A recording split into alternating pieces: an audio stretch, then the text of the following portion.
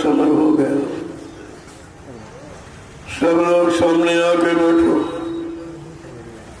एक एक वचन वाणी को बड़ी सावधानी के साथ सुनो। जब सामने बैठ के सुनोगे तब तुम्हारी समझ में आएगा कि सत्संग किसे कहते। सत्संग कोई कथा वार्ता का नाम नहीं है। सत्संग कोई भाषण स्पीच प्रवचन का काम नहीं है। सत्संग कोई मनोरंजन नहीं है।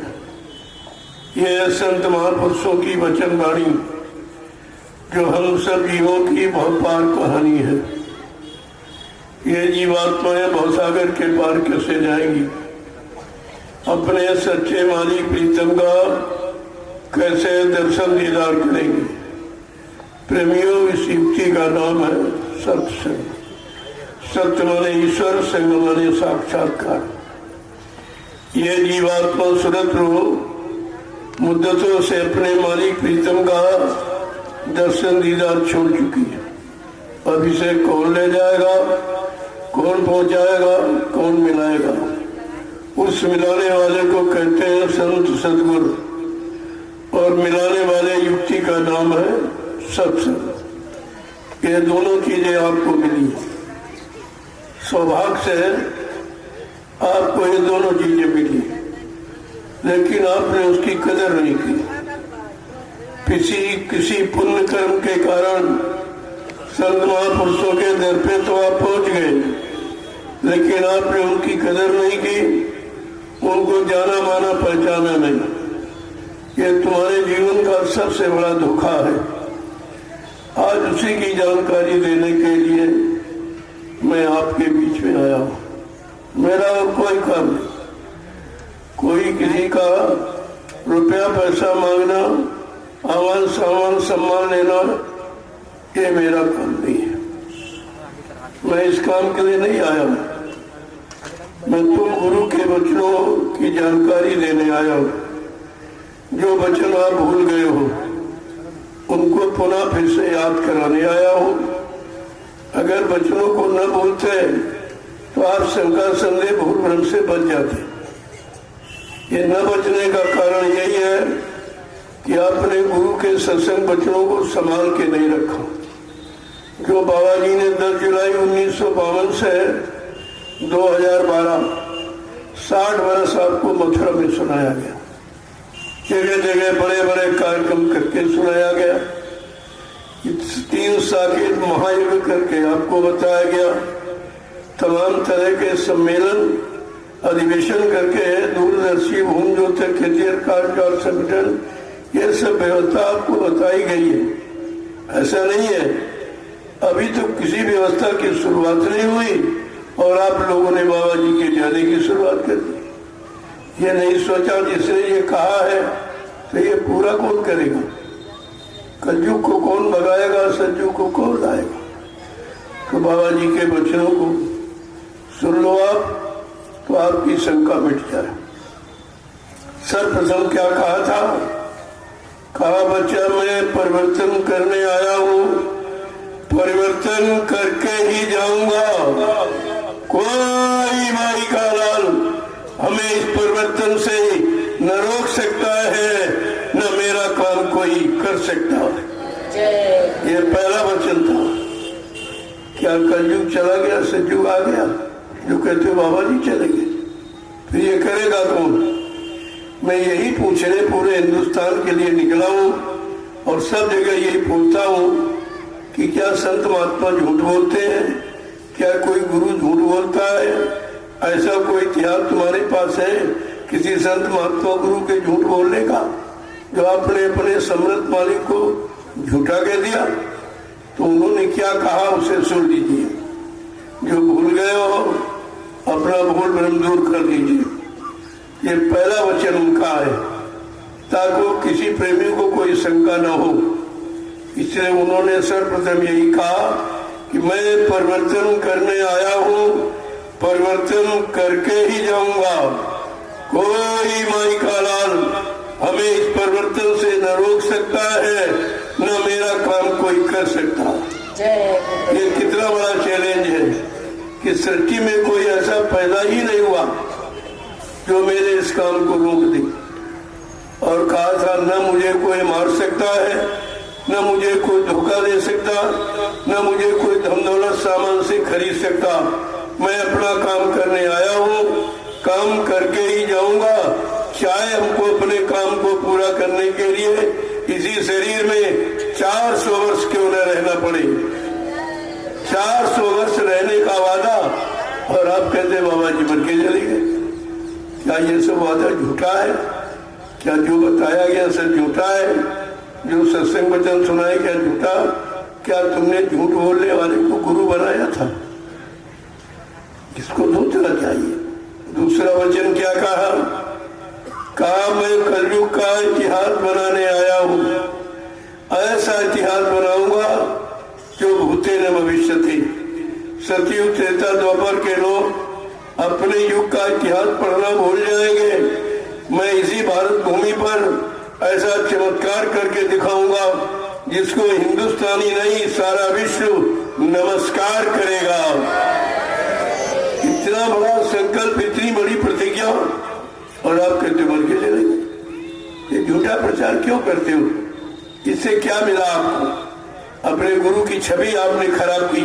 अपने गुरु को झूठ बोलने वाला, वादा खिलाफी करने वाला, दगेबाजी करने वाला आपने सिद्ध किया है। इसका कितना बुरा परिणाम होगा। तुम्हारे लिए कौन सा नर्क बनाया जाएगा। क्योंकि जो जन गुरु की निंदा करें ते चमगादड़ है बहुत तरही। जो गुरु की निंदा करता है या गुरु को झूठ बोलने वाला, वादा खिलाफी करने वाला, दगेबाजी करने वाला सिद्ध करता है, वो मानो चमगादड़ योनि में जन्म लेता। क्या आप लोग इसी योनि में जाने की तैयारी कर रहे हो? क्या कर रहे हैं आप? कुछ तो आपको समझना चाहिए। गुरु निंदा सुने जो काना, पाप लगे गौघास समाना। जो अपनी गुरु की निंदा सुनता या करता है उसको 1000 गऊ के मरने का पाप लगता है। ये पाप तुम सभी लोगों ने किया और आज भी आप कर रहे हो, तो आप अभी भी कर रहे हो। एक काल कहते थे गुरु महान है, कहते थे गुरु जी सज्जू लाएंगे, कज्जू लगाएंगे, गुरु बनामी महाप्रभु है। अब कई उम्र के चले गए। तुम्हारी बात का लोग विश्वास करेंगे? तुमको गुरु भक्त कहेंगे? गुरु प्रेमी, गुरु शिष्य आपको माना जाएगा? आगे आने वाला समय तुम्हारे लिए ऐसा होगा कि तुम ये भी नहीं कह सकोगे कि हम बाबा जी गुरुदेव जी महाराज के शिष्य हैं। तुमने शिष्य बनने का अधिकार खो दिया। कितना भारी आपने ये नुकसान किया, और अब भी लोगों की समझ में नहीं आ रहा। इसलिए मैं आपसे कुछ पूछने आया हूँ। आप बाल बच्चेदार हो, सत्य बोलो। जब आप लोग मथुरा जाते थे तो गुरु का दर्शन करने गए थे कि चेलों का? गुरु का। जय सलाम। गुरु का। आप मथुरा जाते थे गुरु का दर्शन करने की चेलों का दर्शन करने? गुरु का। आप मथुरा जाते थे गुरु की सुनने गए थे कि चेलों की सुनने गए थे? गुरु की। आप मथुरा जाते थे गुरु की मानने गए थे कि चेलों की मानने गए थे?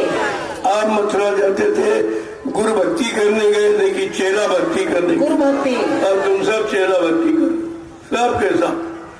ये भी भूल गए हो ये भवसागर से गुरु पार करेगा कि चेला पार करेगा। रामचरितमानस के उत्तरकांड को पढ़िए, उसमें क्या लिखा है कि गुरु बिन भवनिधि इतर न कोई, और जो बिरंची शंकर समूहोई।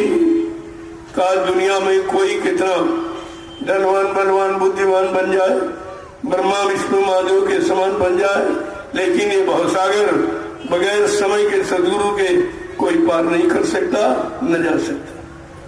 कितना बड़ा प्रमाण आपके सामने है। लेकिन आप तो रामचरितमानस को भी बोल गए, आपने गुरु को भी झूठा कह दिया। तुम्हारे झूठ बोलने की कोई सीमा है? ये झूठने बोलने का कितना बड़ा पाप है, ये कभी आपने विचारा नहीं है। सोचना चाहिए आपको। तो तुम सब चेला भक्ति कर रहे हो, गुरु भक्ति कोई नहीं कर। अरे तुम गुरु के पास गए थे, गुरु की सुनने गए थे, गुरु की मानने गए थे, गुरु भक्ति करने गए थे, लेकिन कर क्या रहे हो? इस पर विचार किया आपने?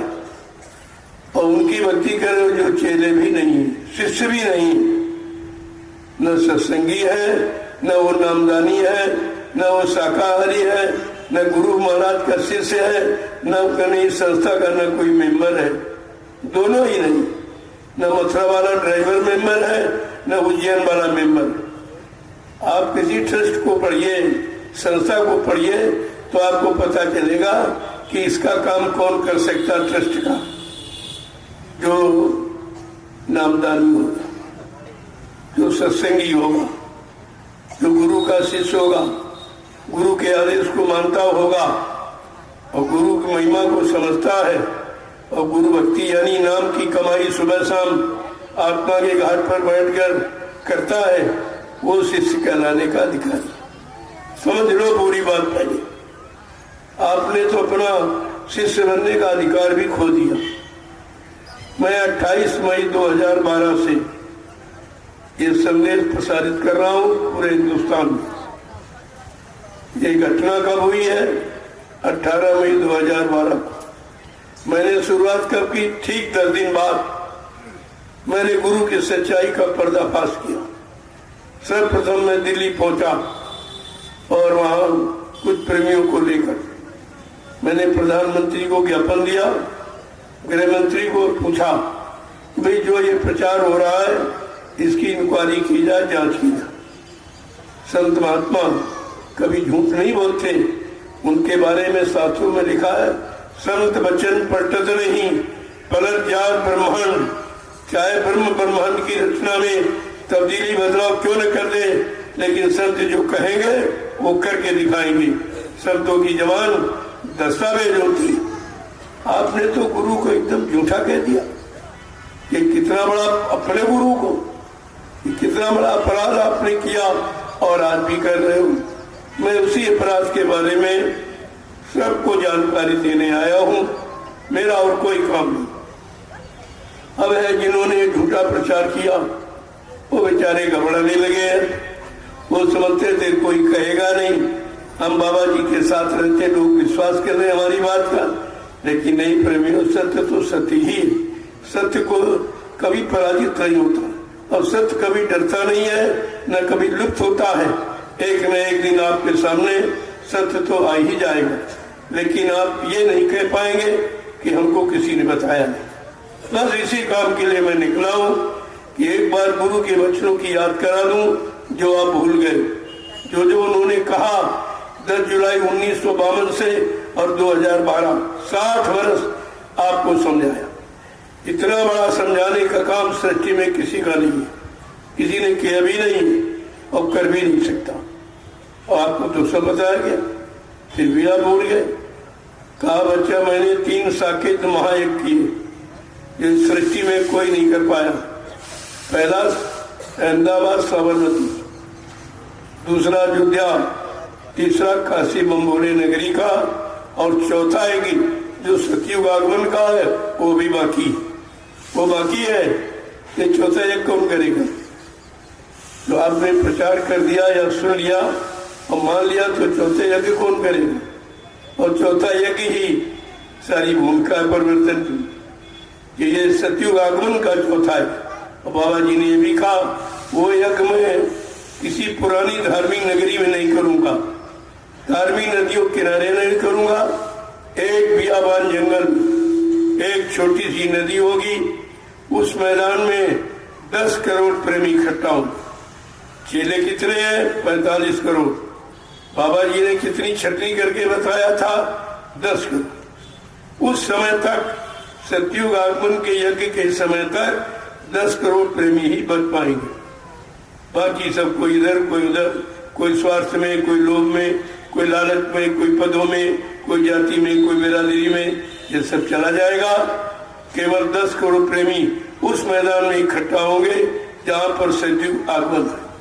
कहा था बच्चा मैं चौथे यज्ञ में सतयुग आने की घोषणा करूंगा, तारीख बताऊंगा किस तारीख में सतयुग आएगा। आपने तो गुरु को एकदम झूठा मान लिया। क्या हो क्या कह रहा? क्या आपने सत्संग नहीं सुना? गुरु के वचनों को नहीं सुना था कि गुरु को आपने गुरु नहीं माना था? गुरु से नामदान लेकर आपने क्या नाम की कमाई नहीं की है? सत्संग वचन सुनकर क्या सत्संग वचनों को अपने अंदर जगह नहीं दी आपने? नहीं किया, या कुछ भी आपने नहीं किया। यही कारण है कि आप दर दर की ठोकरें आपका। बाबा जी ने क्या था, मैंने सृष्टि में इतना बड़ा जन समर्थन तैयार कर दिया हूँ जो यहाँ किसी के पास, न राजनीतिक नेताओं के पास, न धार्मिक महात्माओं के पास। मैंने 45 करोड़ जीवों को सतपथ के रास्ते पर खड़ा करके नामदान दिया। ये भक्ति करेंगे, ये भजन करेंगे, अपनी जीवात्मा का कल्याण करेंगे, अपने ऊपर अनंत जन्मों के कर्म कर्जे को जो लदा है उससे हटाएंगे। कैसे?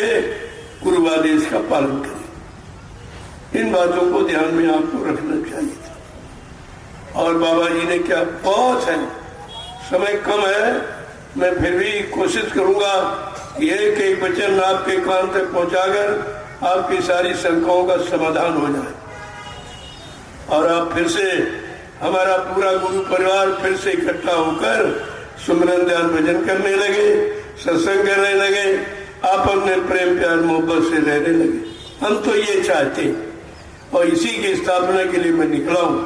मेरा और कोई काम नहीं, न किसी से रुपया पैसा मांगना, न कोई सामान मांगना, न कोई पद लेना, कोई प्रधानमंत्री राष्ट्रपति नहीं बनना है। हमको तो गुरु के बच्चों की याद कराना है। तो धीरे धीरे 12 वर्ष 13वां वर्ष लग गया, मैं लगातार ये संदेश सुना। मेरे पास एक भी आदमी नहीं था पहले, शुरू धीरे धीरे धीरे धीरे लोग सत्संग सुनते गए, वचनों को याद करते रहे, क्योंकि मैं तारीख बाई तारीख बताता हूँ। इस तारीख में बाबा जी ने ये कहा, इस तारीख में ये कहा, इस समय में ये कहा। अभी तो कुछ भी नहीं हुआ। जो जो कहा उसकी तो शुरुआत नहीं हुई। यहाँ स्वार्थी लोभी लालचियों ने बाबा जी के जाने की शुरुआत कर दी, जबकि उनका एक वचन है कि हम आए वही देश से जहाँ तुम्हारा धाम, तुम सबको घर पहुँचाना एक हमारा काम। कहा इस सृष्टि में आने का मेरा एक ही कार्य है कि जीवात्मा को जगाऊं और घर पहुंचा दूं। इसके अलावा कहते मेरा कोई काम। क्या ये काम और किसी ने किया है? क्या कहीं लिखा पढ़ी किसी के बारे में है? आपने ऐसा कहीं सुना पड़ा? नहीं। इसीलिए सृष्टि के प्रथम महापुरुष जिन्होंने ऐसा काम जीवों के सामने, जीवों के लाभ पर रखा है जो सृष्टि में कोई नहीं कर पाया। अब आपको समझना है, समझ जाओगे आपका काम बन जाएगा। उन्होंने कहा कि हम आए वही देश से जहां तुम्हारा धाम, तुम सबको घर पहुंचाना एक हमारा काम। क्या तुम्हारी जीवात्मा सबके घर पहुंच गई? जो कहते बाबा जी चले गए, पहुंच गई। उन्होंने तो तुम्हारी जीवात्मा को घर पहुंचाने का वादा किया है। कहा था मैंने जिनको नामदान दिया उनको जब तक उनकी जीवात्मा को घर नहीं पहुंचा दूंगा, इस मानव शरीर को छोड़ के जाने वाला नहीं हूँ। चाहे मुझको इस काम को करने के लिए इस शरीर में 400 वर्ष क्यों न रहना पड़े। इतना बड़ा वादा जिस महापुरुष का आपने झटके में खत्म कर दिया। कुछ नहीं समझा आपने, गुरु के वचनों को माना नहीं है, गुरु भक्ति की नहीं, गुरु शिष्य आप हो नहीं। आगे आने वाले समय में तुम ये भी नहीं कह सकोगे कि मैं बाबा जी गुरुदेव जी महाराज का शिष्य हूँ। शिष्य कहने का अधिकार आपने खो दिया। दूसरा वचन क्या कहा सुन लीजिए तो शंका चली जाएगी। दूसरा वचन कहा कि नाव लगाई शब्द की गुरु ने, चल बैठे कोई सूर। मैंने नाम की नौका भवसागर से पार जाने की लगा दी, लेकिन कोई कोई सूरवीर बैठेगा। अब सूरवीर कौन है? जिन्होंने मार मन डाला उन्हीं को सूरमा कहना।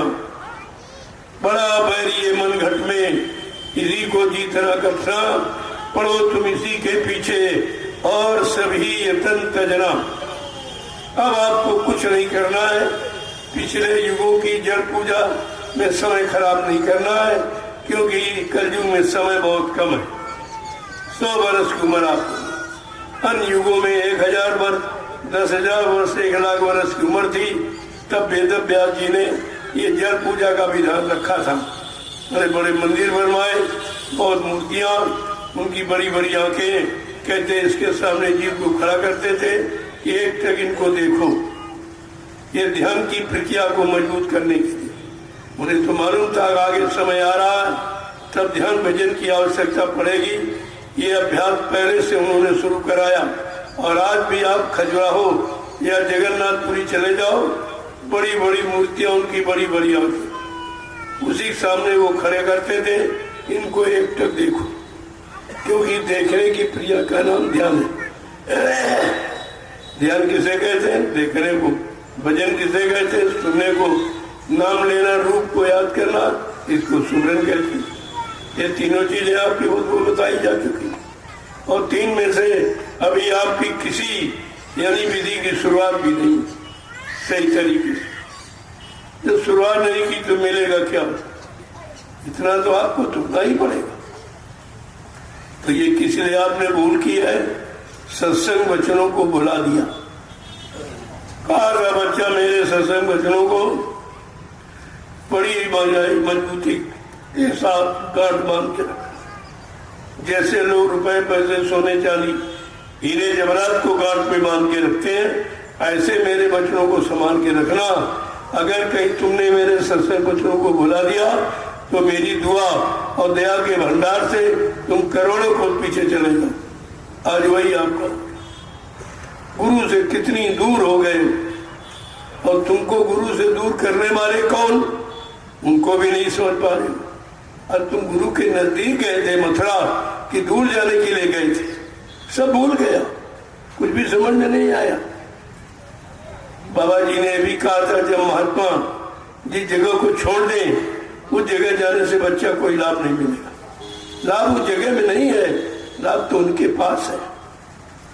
जहाँ राम तो अवध निवासु, जहाँ राम मुनि वही अयोध्या है, जहाँ संत है वही दरबार है। तो आपको तो दरबार से मतलब है, जहाँ से जिस दरबार से न्याय मिल रहा है, जिस दरबार से परमार्थ की जानकारी आपको मिलनी है। ये तो सब सोचना चाहिए आपको, लेकिन कुछ नहीं सोचा, कुछ भी नहीं सोचा। आखिर में क्या कहा बाबा जी ने? भव सागर भरमो नहीं, ये प्रताप हमार, अगर निश्चय करके मान ले तो तुरंत उतारू पार।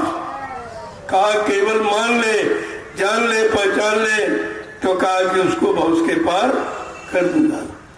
कितना सरल उपाय, और आपने वो भी छोड़ दिया। कठिन तो तुम्हारे बस का है नहीं और समझ आप पाए नहीं, छोड़ सरल वाला तो सरल भी चला गया और बड़ा भी आपके हाथ से चला।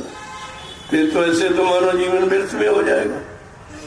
मानव जीवन का मतलब क्या निकला?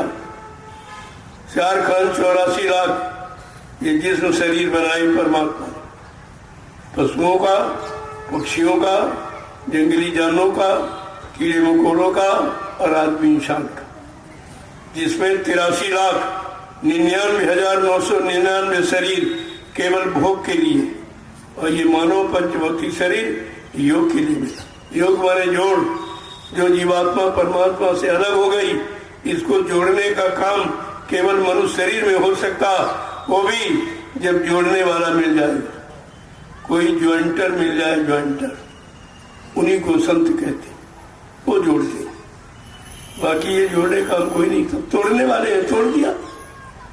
आपने विचार नहीं किया हमको जोड़ने वाला चाहिए कि तोड़ने वाला चाहिए, परिवार को इकट्ठा करने वाला चाहिए कि परिवार में विघटन पैदा करने वाला चाहिए। क्या आपने विचार किया? कुछ भी नहीं किया। ये सब चीजें समझो। कहा कि भवसागर भ्रमो नहीं, इस भवसागर में भ्रम मत करना, किसी के बहकावे में मत आना, स्वार्थी लोभी लाचियों के चक्कर में मत आना, मेरे पर पुरुष का भरोसा कर। क्या कहा? मेरे पर पुरुष का भरोसा कर और विश्वास के साथ मेरी इस नाम रूपी नौका पर बैठ जा, मैं तुझको तेरे घर पहुंचा दूं। ये किसी ने सृष्टि में आज तक नहीं कहा, न सतयुग में, न त्रेता, न द्वापर, 5,500 कलयुग के निकल गए, इसमें किसी ने ये वादा नहीं किया जो बाबा जी गुरुदेव जी महाराज ने इन चंद वर्षों में आपके सामने वादा किया। तो विचार तो करना ही पड़ेगा। आज नहीं तो कल। अभी तो बाबा जी ने कहा, अभी महात्मा समझा रहे हैं, सब तरह से मना रहे हैं और तुम्हें बुरे पाप कर्मों में माफी भी दिला रहे हैं। अगर तुमने उनकी बात न मानी और उनको विश्वास से न पहचाना तो वहां के पीछे कुदरत खड़ी है, अपने एक डंडे लपड़ थप्पड़ में 20 करोड़ का वारा न्यारा सेकेंडों में कर देगी। ये आप देख रहे हो, ये गांव शहर कस्बे सब वीरान हो जाएंगी, मकानों में रहने वाले लोग नहीं मिलेंगे। आज आप एक एक इंच जमीन पे झगड़ा करते हो क्योंकि तुमको बना भविष्य नहीं मालूम। समय का भविष्य क्या है, समय का भविष्य किसके ऊपर आधारित है, भविष्य को कौन अच्छा बना सकता है और कौन बुरे कर्मों से लोगों को बचा सकता है, ये विचार करना चाहिए। मैं एक एक वचन आपके सामने रखूंगा जो शायद आपने कभी सुना नहीं होगा, ये कोई नहीं सुनाएगा, सबको अपनी अपनी पड़ी। कोई कह रहा बाबा जी हमको अध्यक्ष बना गए, हमको वसीयत कर गए, ये भी बेचारे नहीं जानते कि संत मत में वसीयत होती ही नहीं। संत तो सांसारिक रीत रिवाज है कि बाप मर जाए या माँ पर रहते बेटे को वसीयत कर देता, लेकिन संत मत में ऐसा नहीं है। तुमने संत मत का सिद्धांत पढ़ा ही नहीं, तुम्हें मालूम नहीं कुछ भी। अब मथुरा ट्रस्ट बना हुआ, वहां कोई कुछ कर नहीं सकता। ये चंद दिनों के लिए हेरा फेरी आप कर सकते हो, लेकिन ट्रस्ट का नियम है, न कोई ट्रस्ट की जमीन सामान ले सकता और न कोई बेच सकता। ये काम नहीं हो सकता, ये किसी का नहीं है। मैं हमसे मीडिया पत्रकार पूछती है कि भाई मथुरा की संपत्ति किसकी है, हमने 45 करोड़ प्रेमियों की, एक की नहीं, 45 करोड़ प्रेमी है नामदानी, इनके पास नामदान की रसीद है, प्रमाण है, वो संस्था के व्यक्ति हैं, वो गुरु के शिष्य हैं, वो इस संपत्ति के अधिकारी हैं। एक व्यक्ति संस्था के प्रॉपर्टी का अधिकारी नहीं, कभी नहीं होता। लेकिन तुम्हें तो कुछ मालूम ही नहीं है, एक तो जानते नहीं हो, कोई सच्ची अच्छी बात बताए तो मानते नहीं हो। दो चीजें आपके अंदर आ गई, कितना भारी नुकसान आपने अपना किया।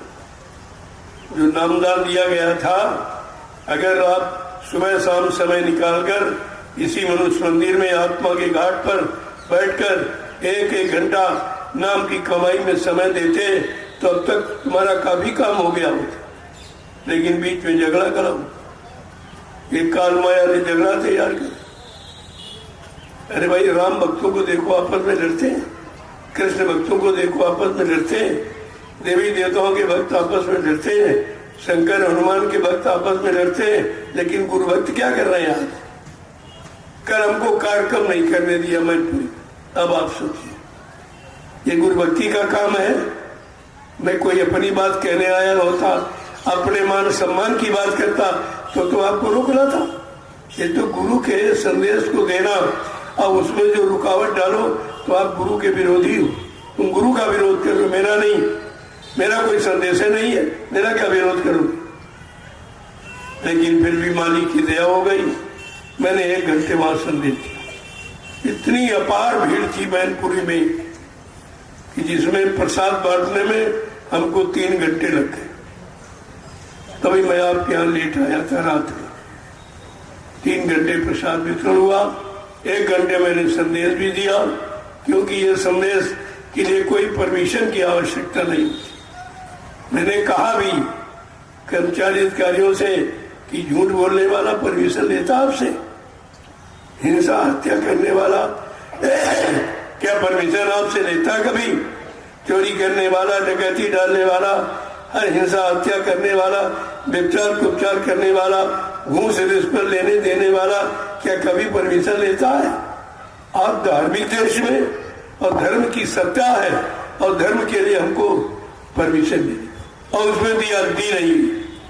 धार्मिक देश में धर्म की चर्चा नहीं होगी, ये सिद्ध हुआ। मैंने पूरा प्रमाण बना के रखा, आगे आने वाले समय में इनको सजा मिलेगी। ये देशद्रोही धर्मद्रोही माने जाएंगे जिन्होंने धर्म में बाधा डाली, धार्मिक कार्यों में बाधा हिरण्यकश्यप ने डाली। क्या परिणाम हुआ?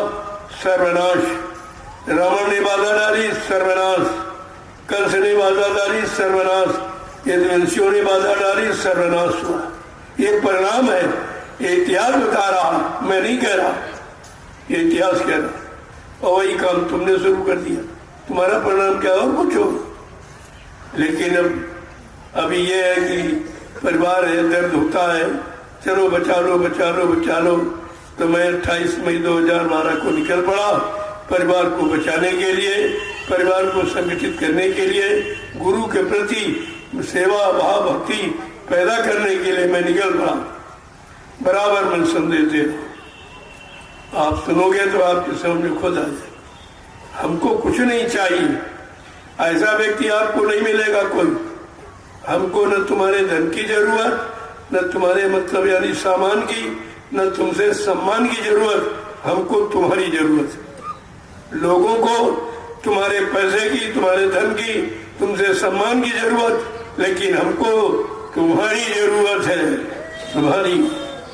क्योंकि परिवर्तन रुपए पैसे धन दौलत से नहीं होता, परिवर्तन अच्छे सच्चे चरित्रवान ईमानदार व्यक्तियों के द्वारा होता है। शाकाहारी सदाचारी ब्रह्मचारियों से भारतीय वसुंधरा पर परिवर्तन हुआ है और होगा, इसे कोई नहीं रोक सकता। मैं चैलेंज के साथ कहे जा रहा हूँ, ये सब होगा आपके सामने, आप उसके लिए तैयार हो जाइए, वरना आपको पछताना पड़ेगा, पछताना पड़ेगा। गुरु को छोड़कर अन्यत्र कहीं भलाई नहीं है, कहीं बचाव नहीं, कहीं सुरक्षा नहीं, कुछ भी नहीं।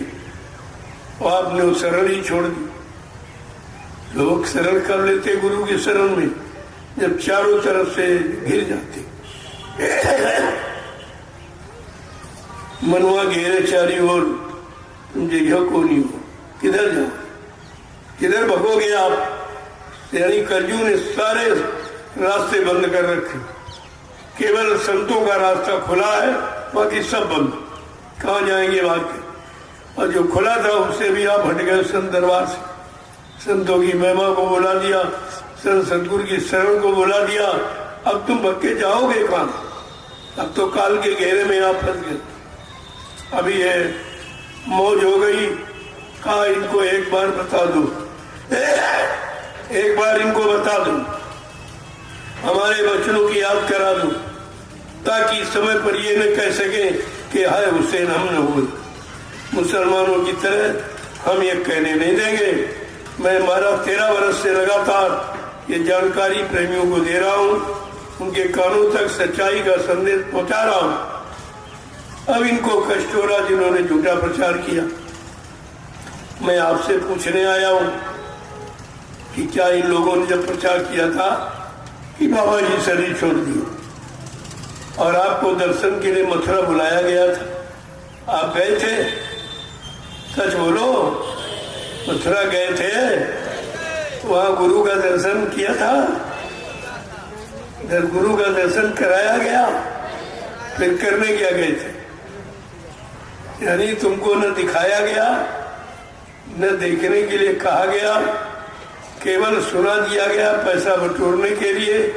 5 करोड़ रुपया इकट्ठा किया, इस झूठे प्रचार से 5 करोड़ रुपया इकट्ठा किया और आपने दिया। अपने गुरु के अपमान में आपने चंदा दिया, तो तुम भी तो अपराधी हो। चोर के साथी को चोर ही माना जाता, जो सजा चोर को मिलती है वो उसके साथी को। आप भी तो अपराधी हो, क्योंकि आपने उनका समर्थन किया और कर भी रहे हो। अब भी नहीं समझ में लोगों के आ रहा। चलो, उन्होंने प्रचार किया कि ये बता देंगे बाबा जी मर गए तो मथुरा की संपत्ति हमको मिल जाए, केवल इतने की। इसके लिए प्रचार किया कि बाबा जी अध्यक्ष है और अध्यक्ष खत्म हो गया, मैंने संता भंग हो गई और हम अधिकारी हो गए। और उसको अधिकार दिया जो ड्राइवर था, वो तो सत्संगी भी नहीं, वो तो ड्राइवर था।